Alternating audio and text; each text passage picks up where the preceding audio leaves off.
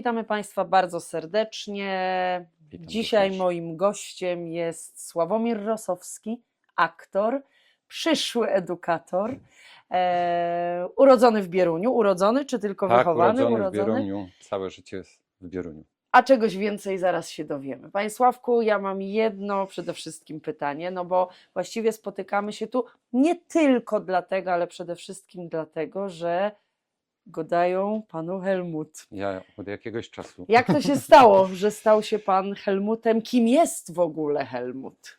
Jak to się stało, że stałem się Helmutem, to być może lepiej by było zapytać pana Alojzego Leskę, autora monodramu Gadają mi Helmut, bo to była jego decyzja. On mnie gdzieś wypatrzył i zaproponował mi tą rolę, no, co mnie niesamowicie ucieszyło. Spowodowało emocje, jakich nie pamiętam, ale też i emocje radosne, i emocje takie głęboko zastanawiające się. Ja, aktor amator, były górnik, mam stanąć na scenie przez ponad godzinę, zająć kogoś swoją opowieścią. No, takie w głowie wtedy myśli Bo Helmut krążyły. jest monodramem, prawda? Helmut to monodram. Helmut to monodram, którego życie opisał pan Alojzy na podstawie rozmów z mieszkańcami Lędzin, Bojszów, Bierunia, a być może i Katowic, bo jak wiemy, pan Alojzy bardzo dużo podróżował i rozmawiał ze Ślązokami, co ich w życiu spotkało. No to gdzie pana zobaczył, że przyszedł i powiedział, ty Gdzie jesteś mnie- Helmut? Pana Alojzego zaprosiliśmy na premierę sztuki Wilion na poziomie 650. Jest to sztuka napisana przez Marcina Melona na zamówienie przez Związki Zawodowe Kopalni Piast, dzisiaj Piast Ziemowit, na 40. rocznicę najdłuższego strajku, jaki w powojennej Polsce się odbył, właśnie na tej kopalni Piast. Pan Marcin Melon napisał tą sztukę, myśmy ją przygotowali w teatrze, w którym jestem od ponad 11 lat, Teatr dla dorosłych z Bierunia. Zaprosiliśmy gości, między nimi znalazł się pan Alojzy i on tam dojrzał jakąś iskierkę. Poczuł to, ja. I myślę, że wtedy ta myśl się zrodziła w nim, by spróbować tą jego historię ze Sławkiem przygotować. Zaprosił mnie do siebie, do swojej niesamowitej pracowni. Życzę każdemu, by się tam znalazł. Magiczne miejsce, wyjątkowe. Ja jeszcze nie wiedziałem do końca, po co tam jadę. Zaprosił mnie na herbatę.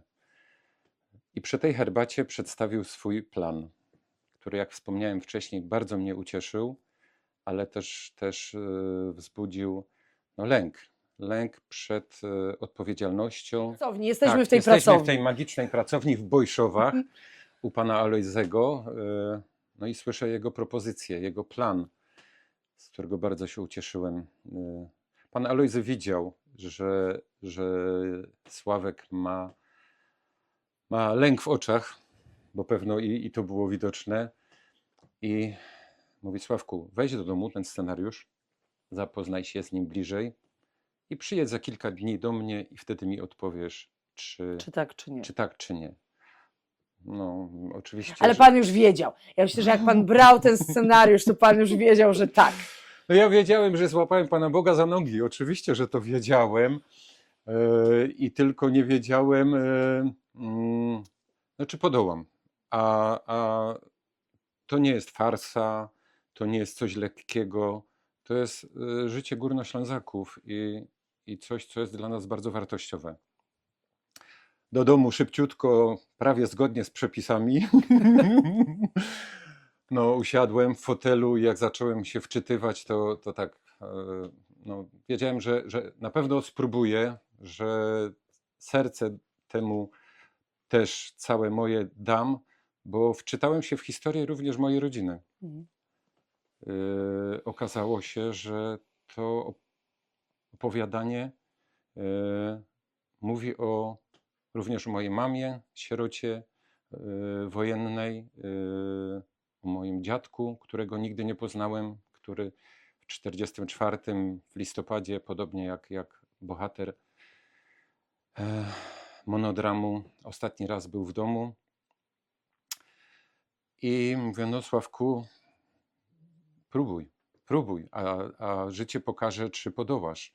Pan Alojzy poszedł mi na rękę, jeśli można tak powiedzieć. Znalazł wyjście. Mówi, Sławku, jak już wiesz, po lekturze monodram ma 3 akty. Skupimy się na początku na pierwszym akcie. I ten pierwszy akt zaprezentujemy publiczności wojszowskiej.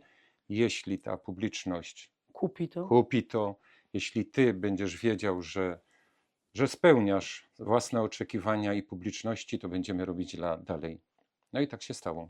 W styczniu 2024 roku była premiera w Bojszowskiej Bibliotece, a potem dalsza nauka, dalsza praca nad tym spektaklem. No i Helmut szaleje. Jak oglądam media społecznościowe, Helmut tu, Helmut tam, Helmut jeszcze gdzie indziej. No nie zaprzeczę. Nie mówię nie. Nie mówię nie. Jest tak, szaleje. Ale to mam świadomość, jest spowodowane tym, że sercem to napisał pan Alojzy. Napisał to, co inni przeżyli, co przeżył również on, a również niesie Helmuta Hanka. Hanka niesie Helmuta. To... Chciałam powiedzieć, że trafiło to w genialny moment, prawda? Bo to był w sumie ten moment, kiedy Hanka pojawiła się na ekranie telewizji polskiej. Na szczęście. Więc ona poniesie... No teraz Helmut do teatru telewizji. Spokojnie. Po leku, jak to gadają, po leku. Więc on właśnie trochę jednak poniesiony, nie? Też na tej fali w świetnym momencie trafił. W świetnym momencie, no... Tylko się cieszyć, że tyle osób chce to oglądać, tyle osób przychodzi, bo nieskromnie to zabrzmi, ale sale są pełne. I czy ta sala ma 150 miejsc, czy ta sala ma 480 miejsc, te sale są pełne. Dziękuję panie Alojzy. Pozdrawiamy pana Alojzego. Serdecznie. Proszę mi powiedzieć, bo Helmut nie jest sztuką taką stacjonarną, prawda? Z nim można jeździć. Rozumiem, że jak zapraszają pana w różne miejsca, to jest to wykonalne, żeby się z tą sztuką przemieszczać, Tak, prawda? tak. Nie ma dużych wymagań, jeśli chodzi o scenę. Jest scenografia, która jest niewielka, która mieści się prawie w każdej przestrzeni. Już to dzisiaj też wiem, bo graliśmy, tak jak wspomniałem, przed widownią, która miała 480 miejsc, a graliśmy na Nikiszu w Einsli, gdzie tych miejsc było kilkadziesiąt i też tam to się powiodło. Takiego sformułowania użyję. A pan cały aż promienieje, jak o tym Helmucie opowiada. No nie sposób nie. No ale życie Sławka to nie tylko Helmut. Nie, prawda? Nie tylko. Śląsk w ogóle jest panu bardzo bliski, no zresztą gdyby nie był, to by właśnie, to pewnie tak by się ta historia z Helmutem nie potoczyła. Co poza Helmutem robi Sławek Rosowski? Jakbyś powiedział, że Jerzek na pensji, to będzie połowa prawdy, bo jestem od ponad 10 lat emerytowanym górnikiem kopalni Ziemowit. Kiedy mi obwieszczono, Sławek, idziesz na emeryturę, to nie byłem zadowolony. Naprawdę ja nie umiałem sobie miejsca znaleźć, bo wiedziałem, że to jest grubo za wcześnie, żeby usiąść już w tym fotelu z fajką przysłowiową, ale nie było wyjścia. Tam były już wtedy redukcje i tak byłem kilka lat dłużej na kopalni. Zacząłem szukać swojego nowego miejsca do życia. I znalazłem je w Bieruńskim Ośrodku Kultury. Tam pracuję 7 rok. Spełniam się. Zgaduję, że promuje kulturę śląską. Promuję kulturę śląską. Tam trafiłem do mojej koleżanki, która założyła teatr dla dorosłych w Bieruniu, Joasi Lorenz. No, czyli nic się nie dzieje bez przyczyny. Nic się nie dzieje bez przyczyny. była moją koleżanką od kilkudziesięciu lat, później stała się reżyserką, a teraz jest moją szefową, dyrektorką Bieruńskiego Ośrodka Kultury. No tak, ale gdyby nie emerytura, nie trafiłby pan do Ośrodka Kultury, nie spotkałby się z koleżanką, która założyła teatr, No to wszystko Alojzy by nie zobaczył, Tak. może nie byłoby dzisiaj Helmuta, albo byłby, ale w jakiejś tam prawdopodobnie. może innej odsłonie, ale na pewno nie byłoby takiego Helmuta. Ale wiem, że pan też lubi wśród dzieci promować kulturę śląską i że są jakieś plany, że może jeszcze oprócz Ośrodka Kultury będzie działo się coś więcej. Dokładnie tak. Jest takie przedszkole najbliższe memu sercu, to jest moje przedszkole. Moje przedszkole, do którego chodzę od ponad 60 lat. No nie, mama chyba mnie tam pierwszy raz zaprowadziła, jak miałem 3 lata, więc niecałe 60 lat chodzę do tego przedszkola z krótkimi przerwami. Od kilku lat chodzę tam jako Święty Mikołaj, utoplec bieruński lub też gość zaproszony na przegląd pastorałek, czy też inne fajne wydarzenia. Cudowne miejsce. No wszyscy chyba wspominamy swoje przedszkole jako jedno z najukochańszych Ja nie miejsc w życiu. pamiętam swojego przedszkola w ogóle, nic nie Nie wierzę. pamiętam, nic kompletnie. To wróci. Pamiętam dopiero podstawówkę, straszne to jest. Teraz moje dziecko chodzi do przedszkola i czasami tak sobie Aha. myślę, a ciekawe jak ja wtedy nic kompletnie nie pamiętam. Ja pamiętam kilka motywów. Jednym z nich jest to, jak specjalne dni się odbywały i panie zabierały nas na hol, gdzie między innymi uczono nas tańca. I tam nauczono Sławka, już nie będę wypominał ile lat temu, na przykład trojaka. Ach no. No. I tak to się wszystko zaczęło. Czym Reszta jaś jest za legendą. młodą i tak dalej, i tak dalej. To naprawdę się sprawdza. Z wielką przyjemnością do mojego przedszkola zaglądam. Natomiast prawie rok temu trafiła do moich rąk gazeta, w której przeprowadził wywiad redaktor, niestety nie pamiętam nazwiska, wywiad z panem Rokitą. Bardzo ciekawy wywiad i bardzo ciekawe przemyślenia pan Zbigniew tam nam pozostawił. Między innymi zasygnalizował taką sytuację. Tak, staramy się o to, by język śląski został uznany, by został przez prezydenta podpisany w ustawie. Żeby się nie stało tak, jak stało się na Kaszubach, że również o to się starano, walczono o to, a kiedy już to osiągnęli, to cała emocja jakby zaczęła siadać. Tam pan Rokita, nie wiem czy niecelowo sprowokował na przykład mnie. I ja sobie pomyślałem, Do roboty. do roboty, nie może tak być. Przynajmniej spróbuj, żeby tak nie było, Sławek.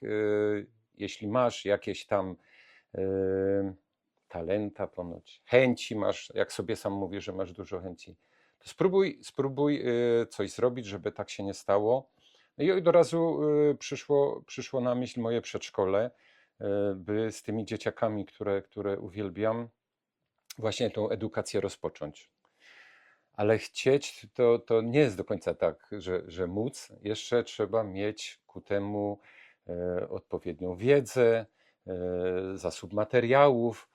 I zacząłem szukać, gdzie douczyć się, gdzie posiąść więcej właśnie wiedzy na ten temat. Jak to zrobić, żeby to miało sens i skutek i przyniosło owoce.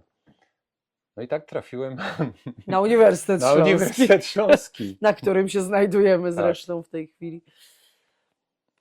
No i tak już jest. I tak jest. I teraz Ja jestem ciągle pod wrażeniem tego listu, który otrzymałem od pań, bo ja zwróciłem się z prośbą do pań wykładowczyń o właśnie takie materiały, z których mógłbym zasięgnąć wiedzę i trafić później do dzieciaków.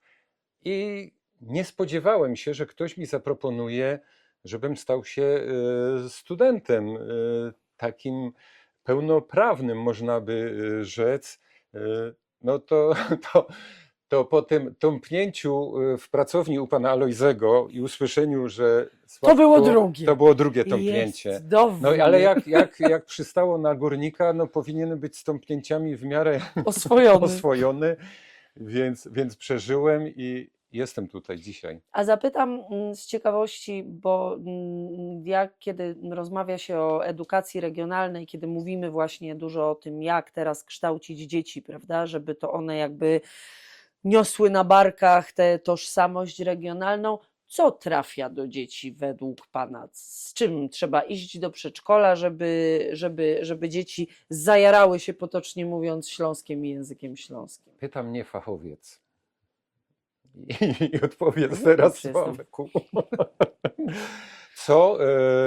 No, tak jak wspomniałem wcześniej, z tym przedszkolem jestem zaprzyjaźniony, więc nim tam trafiłem już z tą myślą spotkań edukacyjnych, to z panią dyrektor Barbarą rozmawialiśmy na ten temat z koleżankami, które są przedszkolankami, żeby mi podpowiedziały, na czym powinienem skupić swoją uwagę i jak być atrakcyjnym, bo takie brzdące Nie jest to 4-5-letnie łatwe, jak wiemy to mają wszyscy. tyle energii i no jak powiem, że dość szybko się nudzą, to jest w tym trochę prawdy. Więc no już wiem, że na pewno muszę się dużo częściej uśmiechać, niż robię to na co dzień. Ćwiczę to po pierwsze. Bardzo dobrze wychodzi. Dziękuję. Mam przynieść z sobą jakąś opowieść i tak się już też dzieje. Jakąś opowieść, którą próbować mam zaciekawić, te fajne brzdące. Mam próbować stać się jednym z nich, bo starszych panów to oni widują codziennie i nie jest to pewno dla nich nic wyjątkowego, ale jak stanie koło nich ktoś mojego wzrostu, a będzie taki bardziej dziecięcy, to może to się okazać właśnie tym właściwym kierunkiem. Tyle wiem na tą chwilę, ja ciągle jeszcze Szukam. szukam. Tak, no zresztą z dziećmi to tak jest, że nie da się znaleźć takiej recepty uniwersalnej, zawsze będziemy szukać, bo to, co dziś jest atrakcyjne, za tydzień czy miesiąc okaże się już nieatrakcyjne, bo pojawią się jakieś tam nowe trendy, bodźce i tak dalej. Ja muszę powiedzieć, dlatego o to zapytałam, bo miałam taką przygodę kilka miesięcy temu, dokładnie w grudniu, że dla mojego dziecka okazało się, że najbardziej atrakcyjnym i ciekawym zawodem świata jest górnik i na dodatek przeżyłyśmy straszliwą rozpacz w domu, bo na Barburkę do przedszkola mojego dziecka przyszedł górnik. Okazało się, że pan, który pracuje w przedszkolu, był kiedyś górnikiem, no więc założył mundur, założył czapkę, poszedł do wszystkich grup, czako, tak, poszedł do wszystkich grup, do wszystkich dzieci, żeby o tym zawodzie porozmawiać. No i moje dziecko przyszło do domu i mówi: mamo, był u nas górnik, to było takie super, zdjęcia były, tu mi opowiedziała, co pan opowiadał. Ja mówię: a wiesz, Julko, twój dziadek też był górnikiem. I moje dziecko w płacz. Ja mówię: a co się stało? Mamo, bo pani pytała, a ty mi nie powiedziałaś, że mój dziadek był górnikiem. I ja nie powiedziałam pani, że mój dziadek był górnikiem. No, rozpacz stulecia to była i ona do dziś pamięta tę wizytę. Pan stał się dla niej panem górnikiem, więc właśnie to okazało się, że ten entourage górniczy jest niezwykle ekscytujący dla dzieci i bardzo się podoba, ale rozumiem, że właśnie, że nie tylko o tym, że możemy opowiadać o bardzo różnych rzeczach.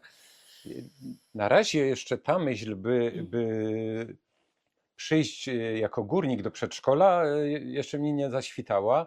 Bardziej szukam słówek śląskich, które dzieciom wydadzą się dowcipne, dziwne. I ja z kolei opowiem, jaką ja miałem w domu sytuację, jak moje dzieci były takimi brzdącami. No niesamowicie im się podobało słowo hasiok. Bo to jest piękne słowo, dużo ładniejsze niż śmietnik. Oczywiście, że tak. Ale ten hasił też sobie zostawiam na zaś. Na razie zacząłem od słowa galoty, bo wydało mi się, że jest łatwe do nauczenia, łatwe do pokazania, a następnym słowem zdradzę tutaj, które wybrzmi w przedszkolu bieruńskim, będzie szmaterlok. Och, też najpiękniejsza nazwa motyla, jaka może istnieć na świecie. Prawda? To jest jak ja słyszę szmaterlok, to ja go widzę. Ja widzę, jak on leci po prostu. Tak więc no, tak próbuję właśnie i ciekawymi słówkami, nieprzypadkowymi, i ciekawym strojem, i ciekawym zachowaniem kupić sobie tą publiczność przedszkolną. Na razie Na razie. przedszkolną. No, przedszkolną i dorosłą podczas przedstawień. Panie Sławku, bardzo dziękuję. To było dla mnie szalenie ważne spotkanie, bo spotykaliśmy się już wielokrotnie, ale zawsze w przebiegu, w jakimś takim Tak. przejściu. I ja sobie życzę, żeby następną sztuką teatru telewizji, która będzie po śląsku, żeby był Helmut. I tego życzę panu. Pięknie również. dziękuję, niech się ziści, ale ja życzę sobie, by jeszcze wcześniej trafić do jak największej ilości uczniów szkół średnich, klas 8 szkół podstawowych. Naprawdę to tam bym chciał się znaleźć i nie uczyć ich śląskiej gotki, tylko śląskiej historii naszej tożsamości. No to jeszcze jednak nie skończymy w takim razie, jeszcze się nie pożegnamy. Czyli co, Helmut trafia też do młodego widza? Trafia do młodego widza. Muszę cofnąć się troszkę wstecz, czyli do spektaklu Wilio na poziomie 650. Graliśmy go kilkukrotnie dla dorosłej publiczności, ale zostaliśmy zaproszeni do 2 szkół średnich z tym spektaklem. To były szkoły w Chorzowie oraz szkoły w Rybniku. Jechaliśmy z takim nastawieniem, że ta dzisiejsza młodzież niekoniecznie będzie chciała wsłuchać się w tą opowieść. Co to będzie się działo z telefonami komórkowymi na widowni, które nie pomagają aktorowi. Pomyliliśmy się niesamowicie. Proszę mi wierzyć, w obu przypadkach ta publiczność młoda była równie skupiona. Żaden telefon nam nie przeszkodził, żadne rozmowy. I wiedziałem po tym doświadczeniu, że i Helmut trafi, jeśli ja to tylko dobrze zrobię. Okazało się, że trafił, bo był grany już dla młodzieży w Bojszowach, w Bieruniu, w Rybniku, w Lędzinach. To ja już z góry zapraszam do Cieszyna. Z wielką przyjemnością. Naprawdę mam ogromną satysfakcję, jak wiem, że na widowni jest młoda publiczność. Może dlatego, że ja sam za późno zacząłem interesować się moją tożsamością. Byłem młody, wtedy w szkole uczono trochę innej historii, potem przyszła praca zawodowa, dzieci, rodzina i ten nieustanny brak czasu. Ja się bardzo cieszę, że teraz ten czas znalazłem i dzięki panu Alojzemu, dzięki panu Melonowi, którego sztuki gramy, mimo że są zupełnie inne, ale tam też mówimy o Ślązokach, dowcipnie, bo i tacy bywamy i śmieszni bywamy. Bardzo się cieszę, że tą tożsamość chcę w sobie dalej rozbudzać, ale chcę ją też wśród młodych ludzi u nas na Śląsku zaszczepić. Czyli co, woli pan grać dla dzieci niż dla dorosłych? Dla wszystkich pokoleń. Właściwie nie dla dzieci, dla młodzieży. Teraz by się Dla te 8 wszystkich klasy pokoleń. obraziły, jakbyśmy ich dziećmi nazwali. Znaczy, z dorosłymi odbiorcami są tak piękne historie, że po spektaklu przychodzą do mnie moi rówieśnicy lub osoby starsze i zwierzają mi się z swoich historii. Wie pan co? Mój tata opowiadał, że on dokładnie to samo robił. Też te marchewki i płonki nosił tym jeńcom, a moja mama i te historie, no serce bije wtedy, że chce wyskoczyć z piersi. Rozmówcy moi się wzruszają nie mniej niż ja, także dorosła publiczność jak najbardziej, bo wracam do domu ubogacony, a młodzież również. A, człowiek ma poczucie, że robi ważną robotę w tym tak. momencie, nie? Że robi coś, co może w tych dzieciach zostanie i co im pokaże, że mogą budować swój współczesny własny Śląsk, swoją współczesną mentalność i tożsamość, ale mają ten grunt, mają tą podbudowę i ona się za pomocą takich sztuk też buduje, nie? Aktora Sławka, mogę powiedzieć chyba spokojnie, stworzyła przyjaciółka, o której wspominałem wcześniej, Joasia Lorenz, i jestem jej za to bardzo wdzięczny. Natomiast kiedy dostałem do ręki monodram, go dają mi Helmut, wiedziałem, że powinienem jeszcze więcej potrafić przekazać, jeszcze więcej z siebie wydobyć. I tak trafiłem do pani Agnieszki Radzikowskiej, której jestem niezmiernie wdzięczny, że właśnie ona pracuje nad Helmutem, nad Sławkiem, i dziękuję. To co? Helmut do telewizji, więcej Helmuta w różnych miejscach, no i może jeszcze jakiś następny projekt. Jest coś, co by pan marzył, o czym by pan marzył, co chciałby pan jeszcze zagrać? Tworzy się. Tworzy się Tworzy coś. się. O! Nie mam jeszcze glejtu, by o tym mówić pełnym zdaniem, ale pan Alojzy dalej tworzy. Jak to pan Alojzy, cudowna... Do końca świata jeden dzień dłużej. Dokładnie tak. I już wiem, że jest kilkanaście kartek spisanych z myślą o nowym bohaterze. Jeśli zdążymy, to na Barburkę najbliższą Super. będzie premiera. Wspaniale. Ale nie wiem. Wspaniale. Zatem mamy na co czekać. Tak. Bardzo serdecznie dziękujemy, bardzo serdecznie Państwa Dziękuję ślicznie za pozdrawiamy zaproszenie. i do zobaczenia. Do zobaczenia.